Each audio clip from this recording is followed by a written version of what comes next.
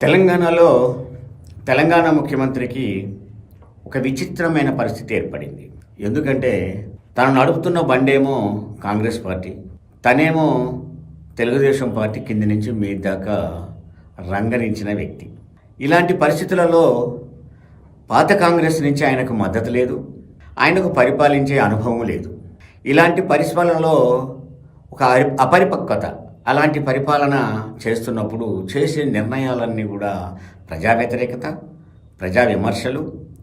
ఈ విమర్శలకు జవాబులు ఇవ్వడానికి కాంగ్రెస్ పార్టీ నుంచి కార్యకర్తలు కానీ నాయకులు కానీ లేరు. తన క్యాబినెట్లో కూడా ఒకరిద్దరు తప్ప మిగతా వాళ్ళు ఆయన సమర్థించే వాళ్ళు లేరు. అవకాశం వస్తే బదనం కావాలని చూస్తూ ఉండేది తన్ని. అయినా సరే తను మొండిగా తన మార్క్ తనకే ఉండాలని ప్రయత్నం చేస్తూ ఉన్నాడు. ఆ ప్రయత్నంలో భాగంగా తను కానీ తనతో పాటు జాయిన్ అయిన వాళ్ళు కానీ తన తర్వాత తను జాయిన్ చేసుకున్న వాళ్ళని కానీ మద్దతు పొందే ప్రయత్నం చేస్తూ ఉన్నాడు. వాళ్ళు ఇప్పుడు ఆయన కొంచెం మద్దతు ఇవ్వాలని ఏదో ఒకటి మాట్లాడే పరిస్థితులు ఒక ఇద్దరు ముగ్గురు చేస్తూ ఉన్నారు. ఆ పరిస్థితులలో భాగంగానే రేవంత్ రెడ్డిని సమర్థించే దాంట్లో భాగంగానే ఓ బీర్లా ఈరయ్య ఒకడు, ఎన్నో శ్రీనివాసరెడ్డి ఒకడు, ఇలాంటి వాళ్ళు కొంతమంది మాట్లాడడం మొదలుపెట్టారు. ఈ మధ్యకాలంలో తను డైవర్షన్ పాలిటిక్స్ తీసుకొచ్చి చేసే పనేదేం లేదు కాబట్టి ఏదో ఒక కాంట్రవర్సీని చేసి కాంట్రవర్సీని చర్చన చేయాలని ప్రయత్నం చేస్తాడు. దాంట్లో భాగంగానే సంస్కృతిని, నేను తెలంగాణ సంస్కృతిని దెబ్బతీస్తాను ఒక లక్ష్యంతో తెలంగాణలో తెలంగాణ తల్లినే మార్చేసే ప్రయత్నం చేశాడు. ఇది చాలా విమర్శకు గురవుతోంది. కింది నుంచి సామాన్యుడు కూడా ఏంటి తల్లిని మారుస్తారా ఎవడన్నా అనేదాన్ని ముందుకు వస్తూ ఉంది. అంటే తల్లిని ఒక పేదరాలుగా చూపెట్టాలని ప్రయత్నం చేస్తున్నాడు. తన తల్లిని వీలుంటే ఒక బంగారు దేవతలాగా చూపెట్టాలని ప్రతి ఒక్కడు చూస్తాడు తప్ప తల్లిని పేదరాలుగా చేయాలని ఎవడు చూస్తాడు? కానీ రేవంత్ రెడ్డి చూస్తాడు.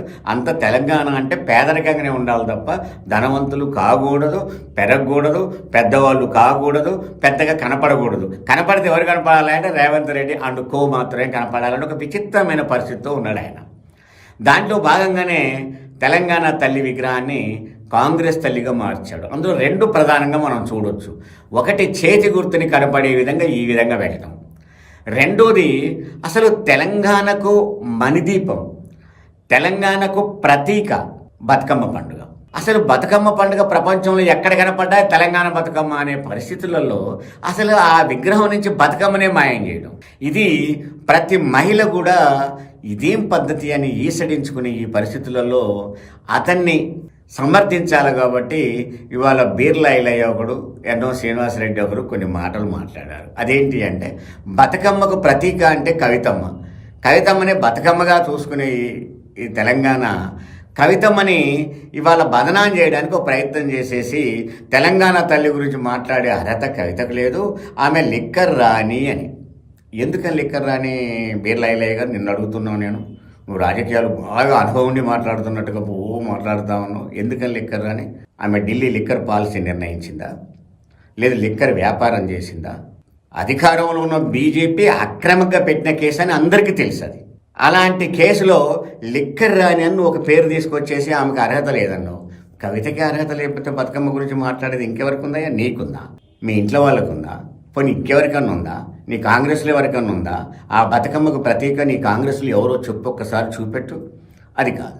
పైగా లిక్కర్ కేసులో ఉంది కాబట్టి ఆమె లిక్కర్ అని అంటే నీ ముఖ్యమంత్రి ఓటుకు నోటు దొంగ కేసు కదా ఉన్నది. ఆ కేసులో బెయిల్ మీద ఉన్నాడు కదా. మిగతా కేసులన్నీ కొంచెం ఆరోపణ చేసిన కేసులు అనుకుందాం. ఇది అక్రమంగా దొరికిన కేసు కదా. 50 లక్షల రూపాయల మూట బట్టి జిప్పు తీసి డబ్బులు తీసి చేతికిస్తూ ఇంకా 4.5 కోట్ల రూపాయలు మళ్ళీ ఇస్తా అని చెప్పేసి నువ్వు మీ నాయకుడిని అడుగు. ఆ 4.5 కోట్ల రూపాయలు ఎక్కడున్నాయి రేవంత్ రెడ్డి? ఈ 50 లక్షల రూపాయలు ఎవరిచ్చారు? ఎందుకు చేశావు? అసలు తెలంగాణ ప్రభుత్వాన్ని కోల్చాల్సిన అవసరం ఎందుకు వచ్చింది? ఏంటి అని ఒక్కసారి అడిగిరా బీర్లా ఈరయ్య గారు మీ రేవంత్ రెడ్డిని ఎందుకు చేశాడు ఆ పని? అక్రమంగా అందరూ చూస్తా అంటే మీడియాలో కనపడుతూ ఉంటే పట్టుబడ్డ ఒక దొంగ, ఆ దొంగ ముఖ్యమంత్రి దగ్గర పనిచేస్తూ మీరు సిగ్గుపడరట. కానీ ఎవరికో అర్హత లేదట. నీకుందా అర్హత? ఏ అర్హత ఉందా ఆ ముఖ్యమంత్రి దగ్గర పనిచేసేది? మిగతా కాంగ్రెస్ వాళ్ళు ఎవరైనా రేవంత్ రెడ్డిని సమర్థిస్తున్నారా? రేవంత్ రెడ్డి అనేవాడు ఈ డ్రైవర్ మావాడు కాదు, బస్సు మాత్రమే. ఎప్పుడు దింపాలా అని ఆ కాంగ్రెస్ కార్యకర్తలు కాంగ్రెస్ వాళ్ళు చూస్తూ ఉంటే రేవంత్ రెడ్డికి వచ్చిన మీరిద్దరు ముగ్గురు ఒకఆయన ఊదడం ఒకఆయన బాధటం మొదలైచేసి ఒక బ్రహ్మాండమైన మ్యూజిక్ పెట్టే ప్రయత్నం చేస్తూ ఉన్నారు. ఏంది ఒక్కసారి మన అనే కాంగ్రెస్ తల్లి విగ్రహావిష్కరణలో ఆ కల్చరల్ ప్రోగ్రామ్ చూడు. తెలంగాణ సంస్కృతి అది.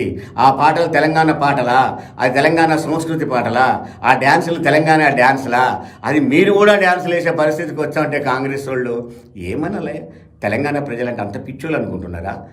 మీరు ఏ చేసినా అది ఒప్పుకోవడానికి తప్పుసారి ఒకప్పుడు ఎవరో తినిపారేసిన ఇతరాలు లేస్తే పైకి వచ్చినట్టుగా ఒకసారి అధికారంలోకి వచ్చారు. అది నిలబెట్టుకునే పరిస్థితి కనపడడం లేదు. మీరు 5 ఏళ్ళు పరిపాలించినట్టు లేరు. ఒకవేళ పరిపాలించినా రేవంత్ రెడ్డి ఉంటట్టు లేడు. పోనీ ఉండడానికి కాంగ్రెస్ వాళ్ళు కూడా ఉంచేటట్టు లేడు. ఇలాంటి పరిస్థితులలో కవిత గారిని పట్టుకుని ఆ మాట ఉన్నవంటే ఎస్ మరి బెయిల్ మీదనే ఉన్న సోనియా గాంధీని ఏమనాలి? బెయిల్ మీద ఉన్న రాహుల్ గాంధీని ఏమనాలి? పక్కాగా దొరికిన రేవంత్ రెడ్డిని ఏమనాలి? వాళ్ళ దగ్గర పనిచేయడానికి మాత్రం వాళ్ళకి అర్హత ఉందా? తీసుకొచ్చి తెలంగాణ తల్లి విగ్రహం పెట్టే కాడ అదే ప్లేస్లో రాహుల్ గాంధీ తండ్రిని రాజీవ్ గాంధీని తీసుకొచ్చి పెట్టడానికి మీకు సిగ్గనిపించలేదా? ఇలాంటి పరిస్థితులలో కవితమ్మ గారిని ఆ విధంగా మాట్లాడే పరిస్థితి వచ్చింది అంటే ఎస్, నువ్వు ఒప్పుకున్నా ఒప్పుకోకపోయినా కవితమ్మ బతుకమ్మకు ప్రతీక, తెలంగాణకు బతుకమ్మ ప్రతీక. ఇలాంటి పరిస్థితులలో నువ్వు మాట్లాడినప్పుడు ఇప్పటికైనా ఒక అడుగు వెనకేసి కవితమ్మకు క్షమాపణ చెప్పు.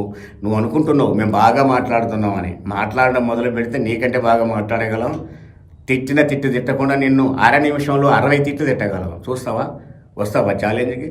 కానీ ఇలాంటి పరిస్థితి మంచిది కాదు. ఇప్పటికైనా రేవంత్ రెడ్డిని సమర్థించాలనే పాయింట్లో తెలంగాణని అవమానపరచొద్దని, తెలంగాణ ప్రజలను అవమానపరచొద్దని, తెలంగాణ పోరాటాన్ని అవమానపరచొద్దని, తెలంగాణ తెచ్చిన కేసీఆర్ని కానీ, తెలంగాణ ప్రతీకని, తెలంగాణ బతుకమ్మని ఒక స్థాయికి తీసుకెళ్లిన కవితమ్మని కానీ అనవసర కామెంట్లు చేయొద్దని మరొకసారి విజ్ఞప్తి చేస్తా ఉన్నాను.